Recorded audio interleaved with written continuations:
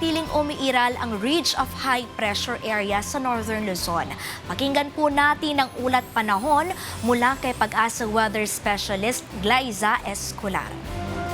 Magandang gabi sa iyo, Ma'am Clay, at para sa lagay ng ating panahon, apektado pa rin ang ridge of high pressure area ang dulong Hilagang Luzon. Asahan pa rin po sa Metro Manila at nalalabing bahagi ng ating bansa ang bagyang maulap lamang na kalangitan at tanging mga panandaliang ulan sa hapon o gabi ang maaari po nating asahan.